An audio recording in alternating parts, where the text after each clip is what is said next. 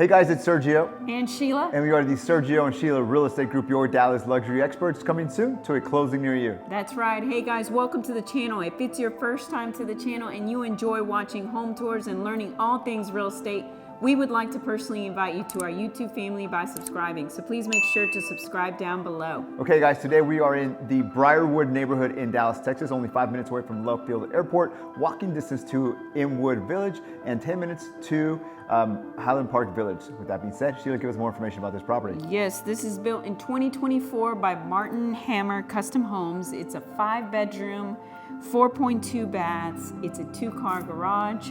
It's 5,151 square feet. It's currently listed at $2,695,000, which is $523 price per square foot. And it's sitting on a 0.16 acre lot, which is roughly 7,200 square feet. Awesome. Thank you, Sheila, for that information. Guys, I want to remind you, if you're looking to buy or sell here in the Dallas area, and you want to partner with true luxury agents with over 10 years experience, well, that is Sheila and I. You get 2 agents instead of 1, and we are also part of the #1 luxury broker in town, which is Ali Beth Alman and Associates. With that being said, let's go check out the property. Enjoy the music and enjoy the tour.